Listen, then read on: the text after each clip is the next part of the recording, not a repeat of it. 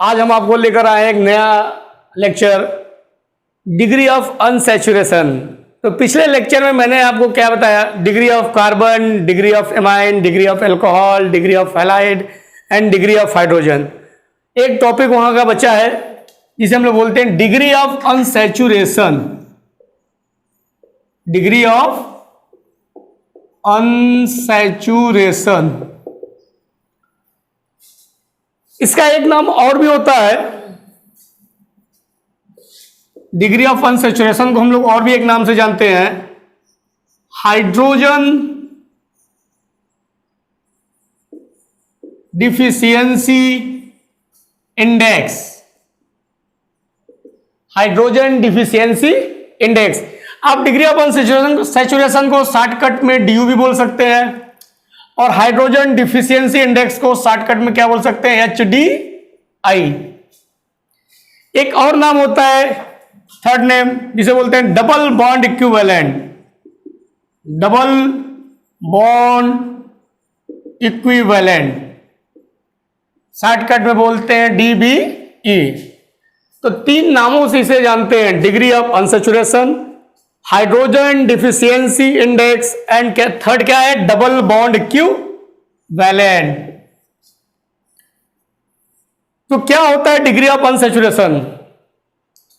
मान लीजिए suppose that मैं आपको एक मॉलिक्यूलर फॉर्मूला दूं, तो आप हमको बताइए इसे स्ट्रक्चरल फार्मूला में कैसे चेंज करते हैं या क्या लिखते हैं।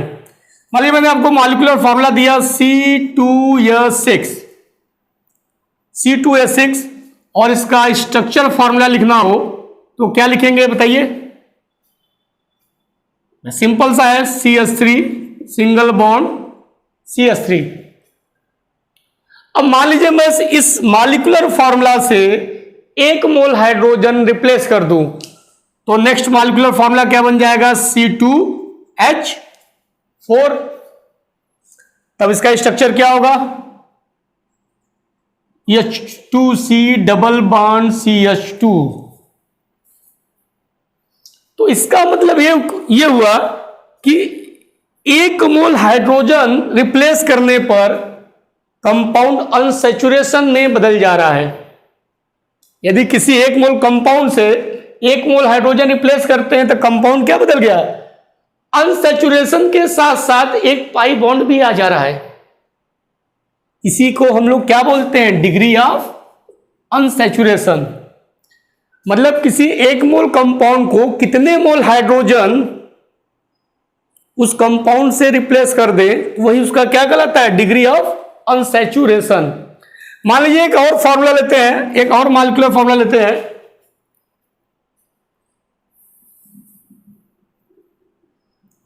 C3H8। आप जानते होंगे प्रोपेन बोलते हैं इसे। तो इसका स्ट्रक्चर फॉर्मूला क्या होगा, CH3 CH2 CH3। और यदि इसमें से एक मोल हाइड्रोजन मैं निकाल दूं तो अगला फॉर्मूला क्या बन जाएगा, C3H6। तब उसका स्ट्रक्चर क्या होगा, CH3 CH double bond CH2। एक और भी हो सकता है, 3 कार्बन का एक रिंग बन जाएगा, साइक्लिक रिंग। इसी साइक्लिक रिंग को बोलते हैं डबल बॉन्ड इक्विवेलेंट। मतलब किसी भी सैचुरेटेड कंपाउंड से जब एक मोल हाइड्रोजन रिप्लेस करते हैं तो एक तो उस कंपाउंड के अंदर एक पाई बॉन्ड आ जाता है, और या तो वो रिंग में बदल जाए, तो उसे हम लोग बोलते हैं डबल बॉन्ड इक्विवेलेंट। अब सुनिए ध्यान से, यदि मैं इस कंपाउंड को, अगर आपको डिग्री ऑफ अनसैचुरेशन को डिफाइन करना है तो कैसे डिफाइन करेंगे? यदि मैं इस एक मोल कंपाउंड को कितने मोल हाइड्रोजन दे दे या कितने मोल हाइड्रोजन की सप्लाई कर दे कि ये सैचुरेशन में या ओपन चेन सैचुरेटेड कंपाउंड में बदल जाए। मैं एक मोल कंपाउंड में कितने मोल हाइड्रोजन सप्लाई कर दे कि यह ओपन चेन सैचुरेटेड कंपाउंड में बदल जाए, वही उस कंपाउंड की डिग्री ऑफ अनसैचुरेशन होती है। क्या इसमें दे दीजिए भाई, कितने मोल हाइड्रोजन इस कंपाउंड को सप्लाई कर दे कि ये ओपन चेन सैचुरेटेड कंपाउंड में बदल जाए, उसी को हम लोग क्या बोलते हैं, डिग्री ऑफ अनसैचुरेशन। ओके, तो कैसे डिफाइन करते हैं डिग्री ऑफ अनसैचुरेशन को, आइए देखते हैं।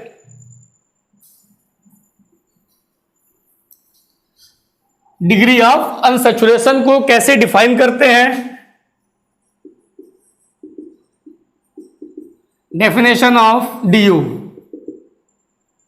DU of compound, DU of compound is equal to, DU of compound is equal to the number of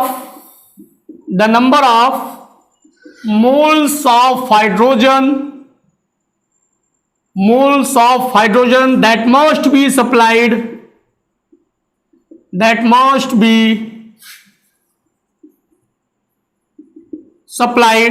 DU of compound is equal to the number of moles of hydrogen that must be supplied so that supplied to compound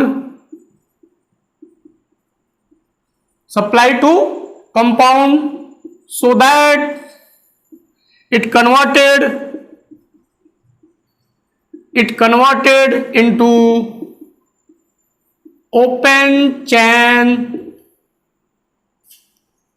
saturated compound, that is called DU of compound। तो कैसे define किया, DU of compound is equal to the number of moles of hydrogen that must be supplied to compound so that it converted into open chain saturated compound। मतलब किसी भी एक मोल compound को कितने मोल hydrogen supply कर दे कि वह ओपन चेन सैचुरेटेड कंपाउंड में बदल जाए, वही उसकी डिग्री ऑफ अनसैचुरेशन कहलाती है। ठीक है, अब बात आती है कैसे डिग्री ऑफ अनसैचुरेशन को कैलकुलेट करते हैं। तो आइए देखते हैं कैसे डिग्री ऑफ अनसैचुरेशन को कैलकुलेट करते हैं। हाँ, एक खास बात और, नोट्स बनाना भी जरूरी है, तो आप इसको पॉज करके डेफिनेशन को राइट कर लीजिए, क्योंकि बातें जो होती है वो बहुत दिन तक याद नहीं रहती है, भूल जाती है। नोट्स रहेगा तो बाद में उसे पेज पलट के आप रिवाइज भी कर सकते हैं। ओके, तो नोट कर लीजिए। फिर देखते हैं कैसे डिग्री ऑफ अनसैचुरेशन को कैलकुलेट करते हैं।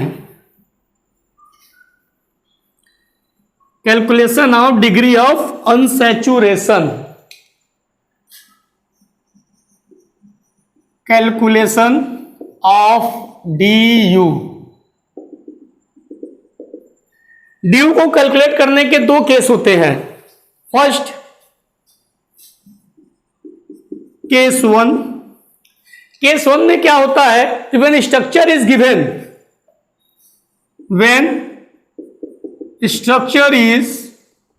गिवन, यदि आपको स्ट्रक्चर दिया तो कैसे फाइंड करते हैं, DU बराबर number of pi bond plus number of ring, number of pi bond plus number of ring. For example, जैसे ये स्ट्रक्चर दिया है, अगर आपको इसका DU निकालना है तो मैंने फॉर्मूला क्या बताया है, यदि आपको स्ट्रक्चर गिवन हो तो DU equal to number of pi bonds plus number of ring. तो इसका DU क्या हो जाएगा, DU equal to number of pi bond, कितने, एक डबल बॉन्ड में एक पाई बॉन्ड होता है, और रिंग कितना है, एक, और एक कितने हो गए, दो। केस सेकेंड, फिर से समझ लीजिए अगर ना समझ में आया। केस वन, अगर आपको स्ट्रक्चर दिया है तो DU निकालने के लिए क्या करते हैं, number of pi bond plus number of ring. कोई भी स्ट्रक्चर दिया हो उसमें कितने रिंग है प्लस कितने पाई बॉन्ड है, टोटल ऐड कर देंगे, वो उस स्ट्रक्चर का D हो जाएगा, degree of unsaturation. Case second में क्या है, case second, when molecular formula is given, when molecular formula is given, यदि आपको मॉलिक्यूलर फॉर्मूला दिया है तो डी यू कैसे निकालते हैं? तो एक फॉर्मूला लगाते हैं, डी यू बराबर C+1 माइनस मैथ का big brackets H plus X minus N upon 2। ये के सेकेंड। कब ये फॉर्मूला कब यूज करना है? जब आपको मॉलिक्यूलर फॉर्मूला दिया हो। ठीक है, एक फॉर्मूला आपका ये था। अब इस फॉर्मूले में क्या क्या है मैं उसको लिख दे रहा हूं।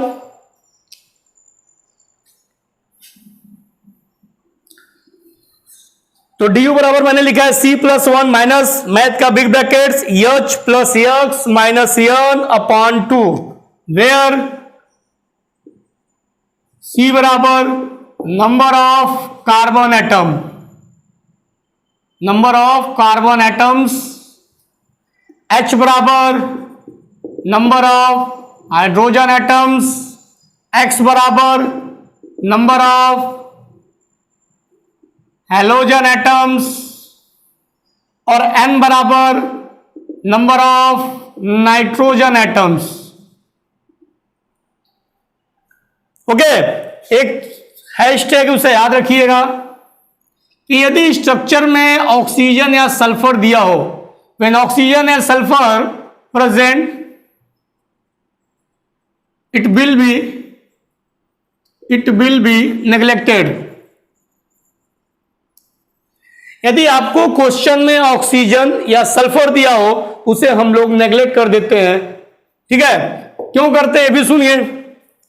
देखिए, ये मोनोवैलेंट कंपाउंड है,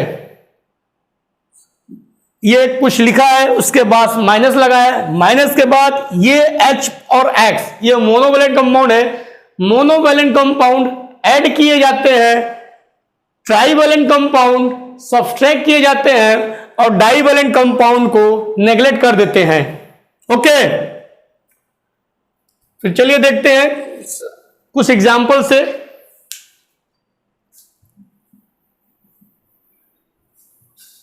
आइए कुछ एग्जाम्पल से कैसे डी यू निकाला जाता है। फॉर एग्जाम्पल, जैसे ये स्ट्रक्चर दिया है और इसका डी यू निकालना है, तो कितने पाई बॉन्ड है? 1 और 1 2, रिंग कितने? 1 1 2, डी यू बराबर कितना हो गया? 4। डी यू कितना हो गया? 4। जैसे ये स्ट्रक्चर दिया है,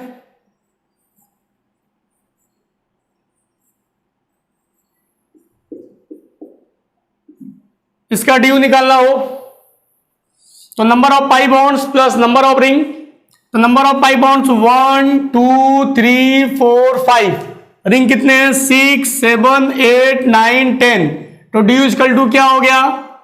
10। नेक्स्ट क्वेश्चन,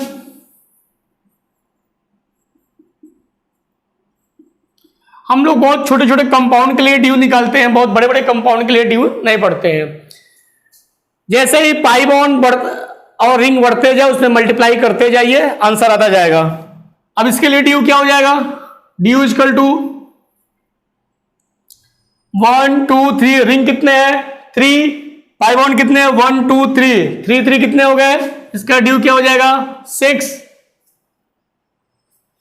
मान लीजिए आपको मॉलिक्यूलर फॉर्मूला दिया हो C4H6 और इसका डी यू निकालना हो तो के सेकंड में मैंने आपको बताया था C+1 4 1 5, इसमें कोई हेलोजन एटम नहीं है, कोई नाइट्रोजन एटम नहीं है, न ही ऑक्सीजन है, न ही सल्फर है, तो 5 और 6/2 3, 5 में से 3 गया, डी यू कितना आ गया?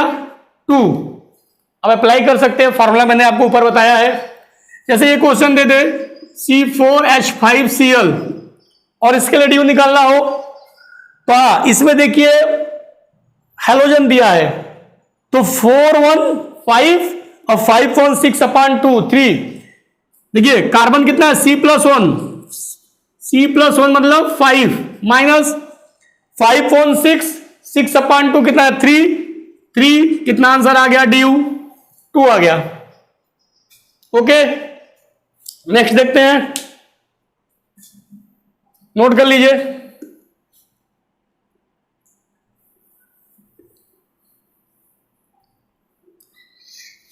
एक स्पेशल कंपाउंड है क्यूबेन, स्पेशल कंपाउंड क्यूबेन।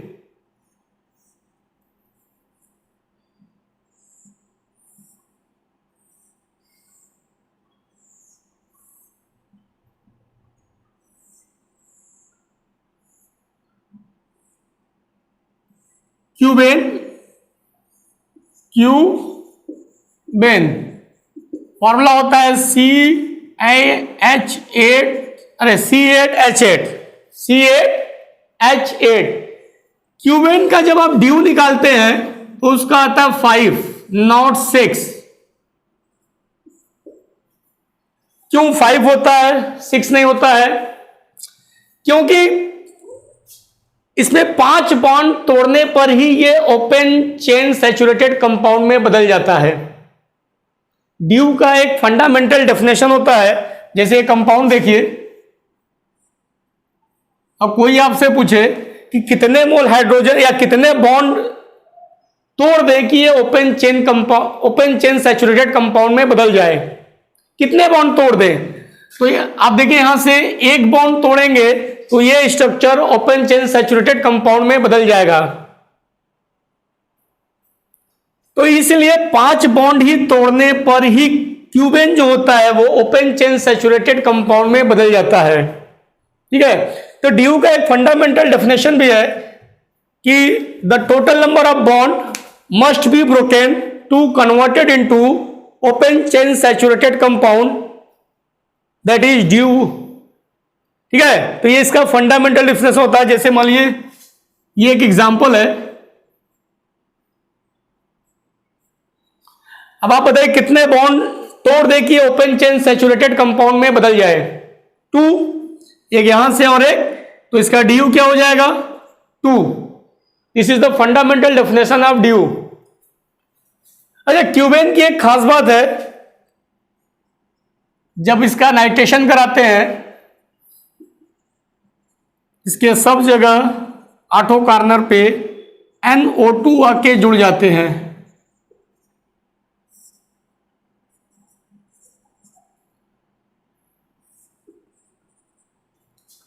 हम लोग इसे ऑक्टा नाइट्रोक्यूबेन बोलते हैं। क्या बोलते हैं? ऑक्टा नाइट्रोक्यूबेन। ऑक्टा नाइट्रोक्यूबेन जो कि स्ट्रॉन्ग एक्सप्लोसिव प्रोडक्ट होता है, स्ट्रॉन्ग एक्सप्लोसिव प्रोडक्ट होता है। ठीक है, ऐसे बहुत सारे एक्सप्लोसिव प्रोडक्ट होते हैं, आपने देखा होगा, TNT का नाम सुना होगा। TNT, ट्राइनाइट्रोटॉल्बिन। क्या होगा फॉर्मूला? ट्राइनाइट्रोटॉल्बिन। टॉल्बिन का मतलब होता है बेंजीन के ऊपर क्या? CH3 NO2 NO2। ये भी एक एक्सप्लोसिव प्रोडक्ट है। ठीक है, तो याद रखिएगा, फंडामेंटल डिफिनेशन माइंड में रखिएगा कि किसी भी साइक्लिक स्ट्रक्चर को, किसी भी साइक्लिक कंपाउंड में कितने बॉन्ड तोड़ दे कि वो ओपन चेन सैचुरेटेड कंपाउंड में बदल जाए। आप लिख सकते हैं fundamental definition. A cyclic, in cyclic compound, fundamental definition of due, fundamental definition of due, a cyclic compound, in cyclic compound, in a cyclic compound, in a cyclic compound, the number of bonds, the number of bonds must be broken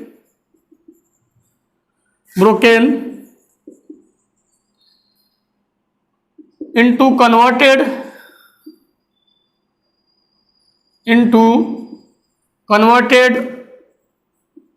open